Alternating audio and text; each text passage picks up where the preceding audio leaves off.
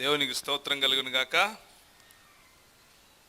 ఎందుకు కలగాలయా స్తోత్రం అని అడిగితే మీరు మళ్ళీ నన్ను చూస్తున్నందుకు, నేను మళ్ళీ మిమ్మల్ని చూస్తున్నందుకు. అవునా కదా? ఎంతమంది నిన్న రాత్రి పడుకునే ముందు నేను గ్యారంటీగా రేపు ఉదయం లేస్తాను అని అనుకుని పడుకున్నారు? ఎంతమంది గ్యారంటీ ఉంది?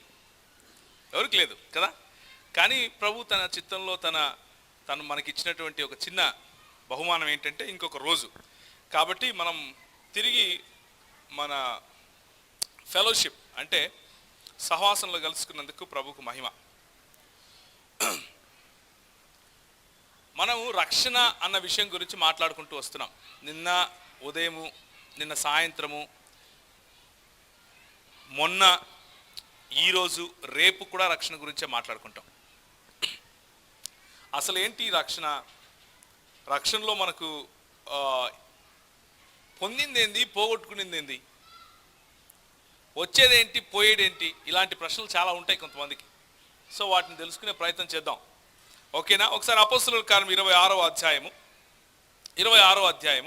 18వ వచనం ఆఖరి భాగం నేను చదువుతాను. ఇది యేసు ప్రభు స్వయంగా పౌలుతో మాట్లాడుతున్నటువంటి మాటలు ఇవి. అపోస్తలుల కార్యములు 26వ అధ్యాయం.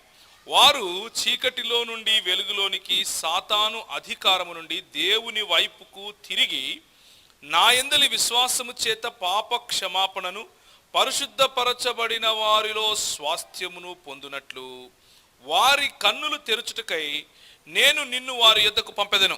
రక్షణ మార్గం, రక్షణను ప్రకటించటానికి ఎవరైతే మనం వెళ్తున్నామో, రక్షణ ప్రకటించినప్పుడు జరిగే కార్యం ఏమిటో ఈ మాటల్లో మనకు చాలా స్పష్టంగా కనిపిస్తూ ఉంది. తలలో ఉంచుకుంటే ప్రార్థన చేద్దాం. ప్రభు ఈ వాక్యాన్ని మన కోసము సిద్ధపరచాలని, ఈ వాక్యాన్ని మన కోసము మన హృదయాల్లో పదిలంగా ఉండేలా మరి ఆయన దానిని చేయాలని ప్రభు వైపు చూద్దాం. ప్రభువానికి స్తోత్రము. మాతో మాట్లాడండి ప్రభువా. మా మాటల్లో శక్తి లేదు, కానీ నీ వాక్యంలో శక్తి ఉంది కనుక ఈరోజు ప్రభువా ఇక్కడ నుంచి బయలుదేరి వెళ్ళే సమయంలో మరి ప్రభువా ఎంతో కాన్ఫిడెన్స్తో, విశ్వాసంతో ఇక్కడ నుంచి వెళ్ళటానికి మాకు సహాయం దయచేయండి. మీ పైన ఆనుకుని, మిమ్మల్ని ఆనుకుని ప్రభువా మరి ఇక్కడ నుంచి వెళ్ళటానికి మాకు సహాయం దయచేయమని చిన్న ప్రార్థన యేసు నామమున అడుగుతున్నాం తండ్రి, ఆమెన్. హల్లెలూయా. సాతాను అధికారము నుండి దేవుని వైపుకు తిరగటాన్నే రక్షణ అంటారు. ఎవరి అధికారం నుండి? సాతాను అధికారం నుండి. సాతానుకు ఎప్పుడు మనం అధికారం ఇచ్చాం అని ప్రశ్నిస్తే, ఎప్పుడు ఇచ్చాము అంటే ఏదెను తోటలో ఇచ్చాం. ఏదెను తోటలో నేను ఎప్పుడున్నానయా? నేను లేను కదా, ఇది 2017 సంవత్సరం అని అడిగితే ఏదెను తోటలో ఎవరున్నారు అంటే మన తండ్రి తండ్రి తండ్రి తండ్రి తండ్రి తండ్రి తండ్రి అయినటువంటి ఆదాము ఉన్నాడు. ఆదాము ఏదెను తోటలో ఉన్నప్పుడు ఏదెను తోట ఆయన ఆదాముకు ఇచ్చి, ఆదాముకు ప్రభు ఏం చెప్పాడు అంటే దీనిని పాలించు అన్నాడు, దీనిని ఏలుకో అన్నాడు. ఉన్న ప్రతి ఒక్క పక్షికి పేరు పెట్టమన్నాడు, ప్రతి ఒక్క జంతువుకు పేరు పెట్టమన్నాడు. తనను ఒక రాజుగా, యాజక సమూహముగా ఏర్పరచుకున్నటువంటి వ్యక్తిగా చేసుకున్నాడు. అన్ని జంతువుల పైన ఏర్పరచుకున్నటువంటి వ్యక్తిగా ఆదాముని ఎన్నుకుంటే, ఆదాము ఏం చేశాడు అంటే తీసుకుపోయి ఆ రాజ్యాన్ని ఎవరి చేతికి అప్పగించాడు? ఎవరి చేతికి అప్పగించాడమ్మా? సాతాను చేతికి అప్పగించాడు. రక్షణ అంటే ఏమిటి అంటే కోల్పోయినటువంటి రాజ్యాన్ని తిరిగి పొందుకోవటమే. కోల్పోయినటువంటి రాజ్యాన్ని తిరిగి పొందుకోవటం. ఈరోజు సాయంకాలము కోల్పోయినటువంటి రాజ్యాన్ని తిరిగి పొందుకునే యుద్ధం గురించి మాట్లాడతాను. ఈరోజు సాయంత్రం ప్రతి ఒక్కరు రావాలి. ఈరోజు సాయంత్రము యుద్ధం గురించి మాట్లాడతాను. ఎందుకు అంటే మనం ఏమనుకుంటాం అంటే క్రైస్తవ జీవితం అంటే ఏంటంటే ఎంతసేపు తన్నించుకోవడం, అలా అంత బాగుంది సార్, అంత బాగుంది సార్ అని పోయేది అనే భ్రమలో కొంతమంది ఉంటారు. ఆ విషయం గురించి ఈరోజు సాయంత్రం మాట్లాడతాను. రక్షింపబడిన వాడు ఎలాంటి యుద్ధంలో ఉన్నాడు అన్న విషయం గురించి మాట్లాడతాను. కానీ ఇప్పుడు మనం అర్థం చేసుకోవాల్సిన విషయం ఏమిటి అంటే మనం కోల్పోయాం, మన భూమిని కోల్పోయాం, మన ఆత్మను కోల్పోయాం, మన వర్చస్సును కోల్పోయాం, మనకున్నటువంటి ఇంగితాన్ని కోల్పోయాం, మనకున్నటువంటి దేవుడు మనకిచ్చినటువంటి అన్ని రకాలైనటువంటి ఈవులను కోల్పోయాం. ఏదేను తోటను కోల్పోయాం, దేవుని యొక్క సన్నిధిని కోల్పోయాం, దేవుని మాటలను కోల్పోయాం, దేవునితో సహవాసాన్ని కోల్పోయాం. కోల్పోయింది ఇది. ఏం కోల్పోయాం మనం అంటే ఇది కోల్పోయాం. ఏం సాధిస్తున్నాం మనం మరి రక్షింపబడి అంటే రక్షింపబడితే యేసు ప్రభు ఏం మాటలు చెప్తున్నాడు? సాతాను అధికారము నుండి దేవుని వైపునకు తిరిగి నాయందలి విశ్వాసము చేత పాప క్షమాపణను పరిశుద్ధపరచబడి వారిలో స్వాస్థ్యమును మనకు ఇస్తాడు. మొట్టమొదటిగా మనం కోల్పోయిన దాన్ని తిరిగి తెచ్చుకుంటాం. ఏం కోల్పోయాం? మన అధికారాన్ని కోల్పోయాం. దేనిపైన అధికారాన్ని కోల్పోయాం? సృష్టిపైన అధికారాన్ని కోల్పోయాం. మానవుడు సృష్టిని శాసించేవాడిగా ప్రభు చేస్తే, మానవుడు సృష్టిని ప్రిజర్వ్ చేసేవాడిగా లేకపోతే దాన్ని సంరక్షించేవాడిగా ప్రభు చేస్తే, మనము సృష్టినే మన దేవుణ్ణి చేసుకుని దాని ముందు దాసోహం అని ఆరాధిస్తున్నాం. అది మనం కోల్పోయింది. ఇప్పుడు యేసు ప్రభువులో మనం తిరిగి సంపాదించుకున్నది ఏమిటి అంటే, యేసు ప్రభువులో మనం తిరిగి సంపాదించుకునేది ఏమిటి అంటే, దేవుని వైపుకు తిరిగినప్పుడు, యేసును మన సొంత రక్షకునిగా అంగీకరించినప్పుడు మనం ఏం సంపాదించుకుంటాము అంటే, దేవుడు మనకిచ్చినటువంటి ఆ అధికారాన్ని తిరిగి సంపాదించుకుంటాం. అందుకనే యోహాను సువార్తలో ఎందరూ ఆయనను స్వీకరించిరో వారందరికీ దేవుని, మళ్ళీ చెప్పండి, నాకు వినపడలేదు, దేవుని, బైబిల్ తెలుసా మీకు అసలు? మళ్ళీ చెప్పండి, గట్టిగా చెప్ప. దేవుని పిల్లలగుటకు ఏమిచ్చాడు? అధికారం ఇచ్చాడు. ఎవరైతే రక్షింపబడతారో, అమ్మా మనకేమొచ్చింది ఇప్పుడు? అధికారం వచ్చింది. మనం ఇప్పుడు భుజాలు కింద వేసుకొని అయ్యా అయ్యా చెప్పయ్యా కొంచెం ఇస్తావా అని అడుక్కునే వాళ్ళం కాదు. మనం అధికారంతో ఎనిక్కి తీసుకునే వాళ్ళం. మనం అధికారంతో సాతాను తలపైన కాలు పెట్టి ఇది నాదిరా, అదే రక్షణ అంటే. రక్షణ అంటే ధైర్యంగా బ్రతకటం. రక్షణ అంటే దేవుడు నా వైపు ఉన్నాడు, నేను దేవుని వాణ్ణి అని తెలుసుకోవటం. నిజమైన మన గుర్తింపును మనం తెలుసుకోవటం. పోగొట్టుకున్నటువంటి మన రాజ్యాన్ని తిరిగి సంపాదించుకోవటం. పోగొట్టుకున్నటువంటి మన గుర్తింపును తిరిగి సంపాదించుకోవటం. రక్షణ అంటే మన పైన పాపపు సంకెళ్ళు ఏవైతే సాతానుడు పెట్టాడో, మన పైన పాపపు శాపపు సంకెళ్ళు ఏవైతే సాతానుడు ఈ లోకము పెట్టిందో, ఈ శరీరం పెట్టిందో, వాటి నుంచి విడిపింపబడటం, వాటి నుంచి తిరిగి దేవుని వైపుకు తిరగటం. దేవుడు ఆదామును ఏ విధంగా అయితే ఆ రోజు నీతిమంతునిగా లేకపోతే ఇన్నోసెంట్గా, పాపము ఎరుగని వాడిగా, పాపము చేయని వాడిగా చేశాడో, అలాంటి స్వరూపం వైపుకు తిరిగి మనం ప్రయాణం చేయటం. ఆజాద్ ఇంతవరకు చెప్పినప్పుడు ప్రతిరోజు మనం మన పాపాలను ఒప్పుకోవాలి అన్నాడు. అది రక్షణలో ఉన్నటువంటి ఒక భాగము. అది మాత్రమే రక్షణ కాదు. పాపాలు ఒప్పుకున్నంత మాత్రాన రక్షణ వస్తుందని కాదు. రక్షణ వచ్చింది కాబట్టి పాపాలు ఒప్పుకుంటారు. గుర్తుపెట్టుకోండి మళ్ళీ ఒకసారి. పాపాలు ఒప్పుకున్న ప్రతి ఒక్కరికి రక్షణ వస్తుందని కాదు. రక్షింపబడిన ప్రతివాడు పాపములను ఒప్పుకుంటాడు అని అర్థం. దాని అర్థం ఏంటో నేను మళ్ళీ చెప్తాను. ఒకసారి మనం వెళ్దాం. రోమీయులకు రాసినటువంటి పత్రిక, అపోస్తలుడైన పౌలు రోమీయులకు రాసినటువంటి పత్రిక 8వ అధ్యాయం. రోమీయులకు రాసినటువంటి పత్రిక 8వ అధ్యాయానికి ఉన్నటువంటి మహత్తరం ఏంటంటే, దానికి ఉన్నటువంటి శక్తి ఏమిటి అంటే, ఈరోజు మనకు పరిచయమైనటువంటి ఎంతోమంది అపోస్తలులు, ఎంతోమంది దేవుని భక్తులు, ఉదాహరణకు జాన్ క్యాల్విన్ గారు, లేకపోతే మార్టిన్ లూథర్ గారు, లేకపోతే జాన్ వెస్లీ గారు, లేకపోతే సహోదరుడు భక్త సింగ్ గారు, లేకపోతే మన దేశంలో తిరిగినటువంటి సాధు సుందర్ సింగ్ గారు, నేమ్ ఎనీవన్, ఎవరి పేరైనా మీరు తీయండి, రోమీయులకు రాసిన పత్రిక 8వ అధ్యాయం వారి జీవితంలో పనిచేస్తుంది. ఎందుకు అంటే, రోమీయులకు రాసిన పత్రిక 8వ అధ్యాయాన్ని మొత్తము క్రైస్తవ శాస్త్రానికి లేకపోతే క్రీస్తు శాస్త్రానికి ఒక సినాప్సిస్, సారాంశము అని చెప్పచ్చు. కాబట్టి రోమీయులకు రాసిన పత్రిక 8వ అధ్యాయం కనుక కరెక్ట్గా తెలుసుకుంటే రక్షణ ఏంటి, రక్షణలో ఎదగటం ఏంటి, అసలు రక్షణకు ఉన్నటువంటి సంపూర్ణమైనటువంటి నిర్వచనం ఏంటి అని మనం తెలుసుకుంటాం. ఇప్పుడు 8వ అధ్యాయంలో ఒకసారి చూడండి, 28వ వచనం నుంచి. చాలామందికి ఇది కంటతొచ్చుంటుంది, అయినా కానీ నేను చదువుతాను.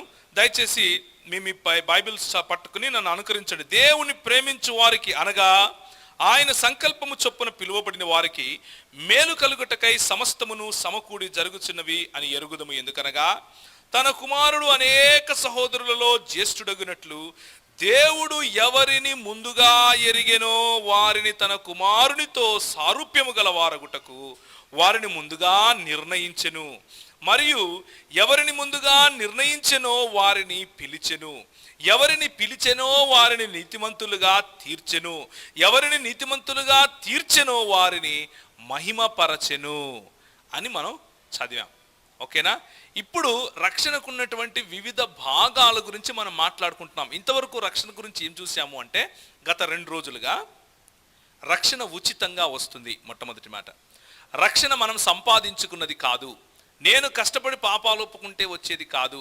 నేను కష్టపడి మంచి పనులు చేస్తే వచ్చేది కాదు. దేవుడు ఉచితంగా తన కృపలో ఇచ్చేది రక్షణ అని తెలుసుకున్నాం. అయితే రక్షింపబడిన వాడు తప్పకుండా మంచి పనులు చేస్తాడు అని కూడా తెలుసుకున్నాం. తప్పకుండా వాడి జీవితంలో మార్పు కనిపిస్తుంది అని చూసాం. తప్పకుండా వాడు దేవునికి తగినటువంటి జీవితాన్ని జీవిస్తాడు అని చూసాం. ఇప్పుడు ఆ రక్షణలో ఉన్నటువంటి భాగాలు చూస్తాం.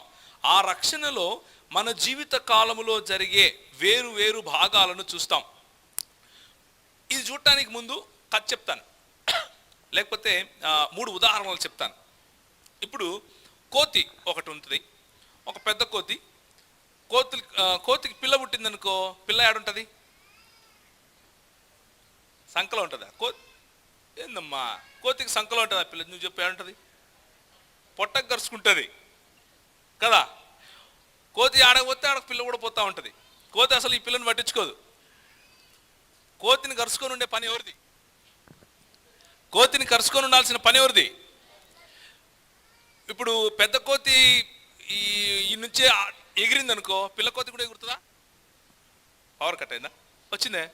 ఓకే, పెద్ద కోతి ఆ నుంచి ఇటు దూకింది అనుకో, పిల్ల కోతి కూడా వస్తుందా?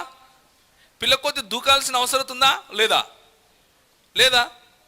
కానీ పట్టుకొని ఉండకపోతే పడిపోతుంది. ఇది రక్షణ గురించినటువంటి అవగాహనలో మొట్టమొదటి అవగాహన. మళ్ళీ ఏందో చెప్తా దాని గురించి, కానీ ఒకసారి గుర్తుపెట్టుకోండి, కోతి పిల్ల. కానీ ఈ కోతి పిల్ల కోతికి ఉన్నటువంటి సంబంధంలో ఎవరు పని చేస్తున్నారు? కోతి పిల్ల పని చేస్తూ ఉంది. ఎందుకు? కోతి పిల్ల పట్టుకొని ఉంటేనే కోతితో ఉంటుంది. కోతి పిల్ల వదిలేస్తే కోతికి దూరం అయిపోతుంది.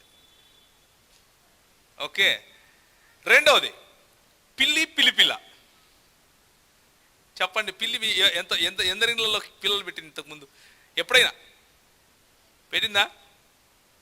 పెట్టలే. ఓకే, ఆ ఇల్లు మార్చాలనుకో, పిల్లి 7 ఇండ్లు మారుస్తుందంట అంటారు. అట్లా మరి నాకు తెలియదు నిజమో కాదో. మారుస్తుందా? 7 ఇండ్లు మారుతుంది. ఒక ఇంట్లో నుంచి ఇంకో ఇంటికి పోయేటప్పుడు ఏం చేస్తుంది? ఎట్లా తీసుకుపోతుంది పిల్లల్ని? నోట కరుచుకొని పోతుంది. చిన్న పిల్లి ఏమైనా చేస్తుందా? ఏం చేయదు. ఎవరు కరుచుకొని తీసుకుపోతారు దాన్ని? పెద్ద తల్లి పిల్లి తీసుకుపోతుంది. ఎట్లా? నోట కరుచుకొని తీసుకుపోతుంది. ఇది రెండవ ఎగ్జాంపుల్ రక్షణ గురించే. ఓకే, ప్రజల్లో ఉన్నటువంటి అవగాహన గురించి చెప్తున్నా. మొదటి అవగాహన ఏంటంటే, నేను దేవుణ్ణి పట్టుకొని ఉండాలి, నేను దేవుని దగ్గరికి రావాలి, నేను దేవుణ్ణి పట్టుకొని ఉంటేనే నాకు రక్షణ. నేను ఒకవేళ ఏదైనా వదిలేస్తే దేవుణ్ణి, నేను ఒకవేళ ఏదైనా పాపం చేస్తే నేను వెళ్ళిపోతాను, నేను కింద పడిపోతాను, నేను చిన్న తప్పు చేసినా కానీ ఇంకా పనికి రాకుండా పోతాను. దీన్ని ఏమంటారు అంటే, ఇది ఒక రకమైన మతం. అన్ని మతాలతో సహా క్రైస్తవ మతం గురించి కూడా మాట్లాడుతున్నాను. దీన్ని ఏమంటారు అంటే మతం, జడ్జిమెంటల్ అంటారు. లేకపోతే రక్షణ నా వలన వస్తోంది అని అనుకునే అవగాహన. రక్షణ మనిషి వలన వస్తుంది, మనిషి దేవుణ్ణి ఆనుకోవడం కారణంగా వస్తుంది అని అనుకునే అవగాహన ఇది. అందులో దేవుని పనేమీ లేదు. దేవుడేమో ఇచ్చేశాడు, కానీ మనిషే పట్టుకొని ఉండాలి, మనిషి వదిలేస్తే రక్షణ పోతుంది. మనిషి హత్తుకొని ఉండకపోతే వాడు ఎందుకు పనికి రాకుండా పోతాడు? అందులో కొంచెం సత్యం ఉంది, లేదనటం లేదు. కానీ బైబిల్ చెప్పే సత్యం అది మాత్రమేనా అని చూడాలి. ఇంకొక రెండవ ఉదాహరణ ఏంటంటే, పిల్లిపిల్లని తీసుకుని 7 ఇండ్లు మారుస్తూ ఉంది. అంతేనే కదా. ఇప్పుడు రెండవ ఉదాహరణలు ఏంటంటే, మనిషి చేసేది ఏమీ లేదు, అంతా దేవుడే చేస్తాడు. నీకు ఇచ్చేది ఆయనే, నీతో పాపం చేయించేది ఆయనే, నీతో పాపానికి క్షమాపణ చేయించేది ఆయనే, నీకు రక్షణ ఇచ్చేది ఆయనే, పోగొట్టేది ఆయనే. అసలు పోగొట్టాడు, ఇక ఆయన అందరినీ రక్షిస్తాడు లాస్ట్కి. అవునా కదా? అట్లాంటి వాళ్ళు కూడా ఉంటారు. ఎట్లాంటి వాళ్ళు ఉంటారు అంటే, నువ్వు చర్చికి వచ్చినావు కదా, ఇంకా అయిపోయా, రక్షణ ఏది నీకేం తెలుసు, నాకే లేదు, నీకేం తెలుసు, లాస్ట్కు ఇంక అందరూ పోతారు పరలోకానికి అనేటోళ్ళు కూడా ఉంటారు. ఎందుకంటే అంతా చేసేది ఎవరు? దేవుడే. అవునా కదా? ఇది ఎట్లుంటుంది అంటే, శివుడాకి లేదే శివేని గుట్టదు అంటారు కొంతమంది. అవునా కదా? అట్లాంటి వాళ్ళు ఇల్లు అంటే దీంట్లో నీ పనేమి లేదు, ఇంకా అంత దేవుడే. నువ్వు పాపం చేస్తే ఏంది, పాపం చేయకపోతే ఏంది, నువ్వు మంచి చేస్తే ఏంది, చేయకపోతే ఏంది, అంతా దేవుడు చూసుకుంటాడు. నీతో చేయించేది ఆయనే, నువ్వు చేసినావంటే కూడా దానికి కారణం ఆయనే. ఇది రెండు. కానీ బైబిల్ చెప్పేది అది కాదు ఇది కాదు. జాగ్రత్తగా వినండి అమ్మా. బైబిల్ అది చెప్పదు ఇది చెప్పదు, రెండూ చెప్తుంది. రెండూ చెప్తుంది. ఇప్పుడు అన్న మీరు మీ కొడుకు రండి, మీరు మీ అందరూ అన్నం చూడండి. రండి రండి రండి రండి. ఎట్లొస్తున్నారు వాళ్ళు? ఎట్లొస్తున్నారు వాళ్ళు? ఎవరిని పట్టుకున్నారు? ఎవరిని పట్టుకున్నారు? మీరు కూర్చోండి అన్న. ఇంకా అదే ఆన్సరు. మనం కోతులము కాదు, పిల్లులము కాదు, మనం ఎవరిలం? మనుషులం. అవునా కదా? మనం ఎవరి స్వరూపంలో చేయబడ్డాం? దేవుని స్వరూపంలో చేయబడ్డాం. దేవుని స్వరూపంలో చేయబడ్డాం కాబట్టి మనం పాపంలో పడిపోయినా కానీ అన్నీ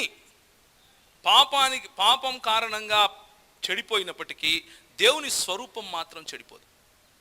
దేవుని స్వరూపం ఒకవేళ చెడిపోయేది అయితే దేవుడు చెడిపోయే అవకాశం ఉన్నవాడు అని చెప్పాల్సి ఉంటుంది. కానీ అలా జరగదు. బైబిల్ ఏం చెప్తుందంటే మనం ఎవరి పిల్లలం? మనం దేవుని పిల్లలం, దేవుని స్వరూపంలో చేయబడిన వాళ్ళం. మనము ఏ విధంగా అయితే మరి వాళ్ళిద్దరు తండ్రి కొడుకులు చేతిలో చేయి పట్టుకొని నడిచారో అది రక్షణ. అది రక్షణ. కుమారుడు కావాలనుకుంటే చేయి ఇడిచిపెట్టచ్చు. ఇడిచిపెడతాడా? ఇడిచిపెట్టాడా? నాకు ఆడ బాల్ కనిపించింది అనుకో, వాళ్ళ నాయన చేయి ఇడిచిపెట్టుకొని పరిగెత్తాలని ట్రై చేస్తాడు. కానీ ఆ బాల్ పక్కనే పాము ఉందంటే నాయన ఏం చేస్తాడు? వదిలిపెట్టాడు చెయ్యి విడిచిపెట్టి. ఎంతనా గింజుకోరు నువ్వు, నీకు బాల్ కావాలంటే అది వచ్చే టైంలో వస్తుంది, కానీ నేను విడిచిపెట్టాను. దేవుడు ఇచ్చిన రక్షణ గురించి మనల్ని ఎప్పుడు విడిచిపెట్టాడు. దేవుడు అనంతమైనటువంటి ప్రేమ ఉన్నవాడు. దేవుడు కరుణామయుడు. దేవునికి ఉన్నటువంటి ప్రేమ అపారమైనది. ఆయన ఉచితంగా రక్షణనిస్తాడు, ఉచితంగా ఆ రక్షణలో మనం కొనసాగించేలా చేస్తాడు. కానీ మానవునికి స్వాతంత్రం ఉంది. మానవునికి స్వాతంత్రం ఉంది. తండ్రిని పట్టుకునే స్వాతంత్రం ఉంది, తండ్రిని విడిచిపెట్టే స్వాతంత్రం ఉంది. కోతికి స్వాతంత్రం ఉందా? ఏముంది? పట్టుకునే ఉండాలి, విడిచిపెడితే పోతుంది. పిల్లికి స్వాతంత్రం ఉందా? ఏముంది? ఏమీ లేదు. తల్లి తీసుకపోతే పోవాలా, లేకపోతే పడుండాలా. మనం కోతి కాదు, పిల్లి కాదు, మనం మనుషులం. మనల్ని ప్రభువు తన పిల్లలుగా చేసుకున్నాడు. మనకు స్వాతంత్రాన్ని ఇచ్చాడు. మనం పాపం చేసే స్వాతంత్రాన్ని ఇచ్చాడు, మంచి చేసే స్వాతంత్రాన్ని ఇచ్చాడు. మనం మంచి చేయగలం, చెడు చేయగలం. అయినా కానీ మనం ఒకవేళ చెడు చేస్తే కూడా దేవుని వాక్యము మట్టపు గుండు మన హృదయంలోకి వచ్చి, రే నశించిపోతావురా, వద్దురా, నేను రా నీకు తండ్రిని, పక్కింటో నాయన అంటావేంది నువ్వు? అవునా కదా? ఒక ఆయన అన్నాడు నన్ను ఇట్లనే మాట్లాడుతూ నాకు తెలుసబ్బా, ఇదో బైబిల్లో ఉండే దేవుడే నిజమైన దేవుడు, యేసు ప్రభువు నిజమైన దేవుడు, నమ్మినా ఇంకేం పరలోకమ్మతంలే అన్నాడు. ఒకసారి చూడండి, ఇట్లా చెప్పేటోళ్ళు చాలా మంది ఉంటారు. కాబట్టి ఈ వాక్యం చూడాలి. యాకోబు పత్రిక 2వ అధ్యాయము 19వ వచనం. ఎవరైనా గట్టి చదువుతారా? అన్ని మర్చిపోయినా కానీ ఇది మాత్రం మర్చిపోదు. యాకోబు పత్రిక 2వ అధ్యాయం 19వ వచనం. దేవుడు ఒక్కడే అని నీవు నమ్ముచున్నావు, బాగానే ఉంది. అలాగ నమ్మడం బాగానే ఉందయా. నీకో విషయం తెలుసో, దయ్యాలు కూడా నమ్ముతాయి. దయ్యాలు నమ్మి ఏం చేస్తున్నాయంట? చదువక్క మళ్ళీ ఒకసారి. దయ్యములను నమ్మి వణుకుచున్నాయి. అది సమస్య. నువ్వుగా వణకవు అసలు. దేవుడు ఒక్కడని నాకు తెలుసులే, యేసు ప్రభు దేవుడు అని నాకు తెలుసులే అంటావు నువ్వు, అంతే. కానీ దయ్యాలకు కూడా తెలుసు. అది మా అవి కూడా పోతాయి పరలోకానికి. ఏమంటారు? పరలోకం పోతాయి, పోవా? నీ మైండ్లో నువ్వు ఫిక్స్ అయితే పరలోకం పోవు. నీ మైండ్లో నువ్వు ఫిక్స్ అయితే పరలోకం పోయేది కాదు. అసలు రక్షణ అంటే పరలోకానికి సంబంధించింది కాదు. పరలోకం రక్షణలో ఒక భాగం మాత్రమే. మన గోల్, మనకున్నటువంటి గురి పరలోకం పోవడం కాదు. పరలోకం పోవడం మన గురి అయితే యేసుప్రభు ఇంత చేయాల్సిన అవసరం లేదు. మన గురి దేవునితో సాన్నిహిత్యం. మన గురి దేవుని పోలికలో ఎదగటం. మన గురి క్రీస్తుకు దగ్గరగా నడవటం. మన గురి క్రీస్తు సారూప్యంలోకి రావటం. మన గురి మన తండ్రితో ఏకం కావటం. మన గురి మన తండ్రితో కలిసి జీవించటం. సదాకాలము నీ మందిరములో నేను నివాసము చేతును. సదాకాలము. ఏంటి? ఆయన మందిరంలో బంగారం ఉంటుందని పోతామా? తినటానికి పోతామా? యేసుప్రభు ఏమన్నాడు? పరలోక రాజ్యంలో తినడం కాదు, తాగడం కాదు, ఏముంది? Righteousness, peace and joy in the Holy Ghost. అంటే నీతియు సమాధానమును మరియు ఆత్మయందు ఏమేం గుర్తులేదా? నీతియు సమాధానమును మరియు ఆత్మయందు సంతోషం. అది పరలోకం. పరలోకం అంటే ఏదో ఆడేది భవంతులు ఉంటాయి, ఆడ పెద్ద ఒకటి శామ్యాన వేసి ఉంటారు, వండుతా అంటారు, ఒకటేమైనా పొద్దు నుంచి రాత్రి దాకా తినడమే అని అనుకుంటారు. పరలోకం అంటే దేవుని స్థానం, పరలోకం అంటే దేవుని మహిమ, పరలోకం అంటే ఆశ్చర్యకరమైన వెలుగు, పరలోకం అంటే సమీపించరాని తేజస్సులో దేవుడు కూర్చుని ఉంటే ఆయన సన్నిధిలో మనం పోయి ఉండటం. ఆయన ఎంత గొప్ప దేవుడు అంటే చూసే కొద్దీ అనుభవించే కొద్దీ మన కళ్ళు చాలవు, మన ముక్కు చాలదు, మన చెవులు చాలవు, మన పంచేంద్రియాలు అంటే దేనితో అయితే మనం తెలుసుకుంటామో విషయాలు, కన్ను, ముక్కు, చెవి, నోరు, స్కిన్, ఇవేవి సరిపోవు. అలాంటి దేవుని దగ్గర చిరకాలము సదాకాలము ఉండటం, అది మనం పోగొట్టుకున్నటువంటి మన స్వాస్థ్యము, మనం పోగొట్టుకున్నటువంటి మన దేవుని యొక్క సన్నిధి, మనం పోగొట్టుకున్నటువంటి దేవునితో ఉన్నటువంటి సహవాసం, మనం పోగొట్టుకున్నటువంటి దేవునితో ఉన్న సంబంధాన్ని తిరిగి తీసుకొచ్చుకోవడమే రక్షణ. అది వెంటనే అయిపోతుంది, అట్లయిపోతుంది. ఎప్పుడైతే మనం యేసు ప్రభు నిజమైన దేవుడు అని నమ్ముతామో, ఎప్పుడైతే యేసు ప్రభు నా కోసం సిలువలో చనిపోయాడు అని నమ్ముతామో, ఎప్పుడైతే దేవుడు ఆయనను మృతులలో నుండి లేపాడు అని నమ్ముతామో, ఎప్పుడైతే యేసు ప్రభు పాదాల దగ్గరికి వచ్చి నేను పాపిని, నా వల్ల కాదు, ఇంకా నేను కష్టపడ్డాను, నేను ఎంత ప్రయత్నం చేయాలో అంత ప్రయత్నం చేశాను, అన్ని మతాలు చూశాను, నా వల్ల కాదు, నువ్వే నాయనా నాకు అని ఏ రోజు అంటామో, చేతులు ఎత్తేస్తామో, ఆ రోజు రక్షణ మొదలు. అందుకనే గుర్తుంచుకోండి, ఇది రక్షణ అన్నది మనకు వచ్చేసింది, వస్తూ ఉంది, రాబోతోంది. మళ్ళీ జాగ్రత్తగా చెప్తాను వినండమ్మా. వచ్చేసింది, వస్తూ ఉంది, రాబోతోంది. పదము ఒకటే, కానీ దాంట్లో ఉన్న భాగాలు వేరు. రక్షణ వచ్చేసింది అని అంటే దేవుడు మనం పుట్టక ముందే, ఎప్పుడు భూమి ఆకాశములకు పునాది వేయక ముందే యేసులో మనల్ని ఎన్నుకున్నాడు. ఒకసారి ఒక మాట చూస్తారా దేవుని గ్రంథంలో?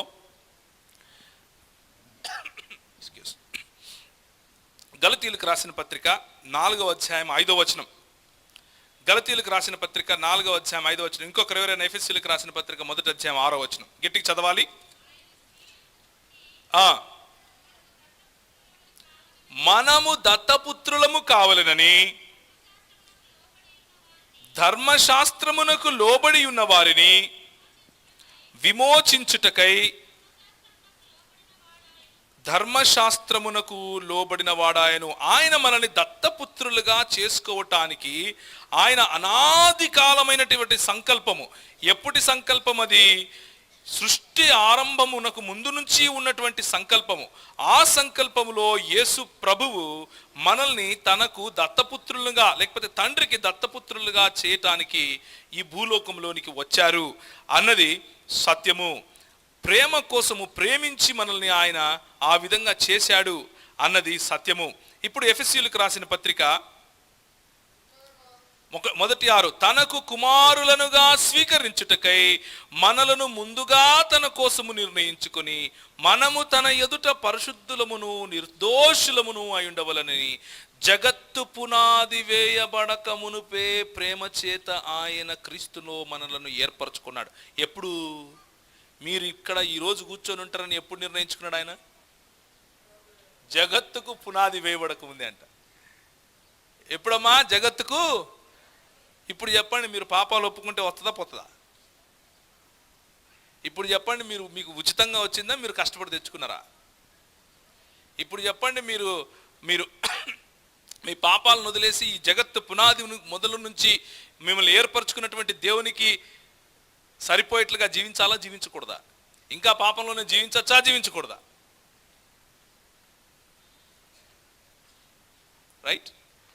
సో దేవుడు మనల్ని జగత్తు పునాది వేయబడక ముందే పిలుచుకున్నాడు. చూడండి 28వ వచనం, రోమీయులకు రాసిన పత్రిక మనం చదివాం కదా. దేవుని ప్రేమించు వారికి అనగా ఆయన సంకల్పము చొప్పున పిలువబడిన వారికి.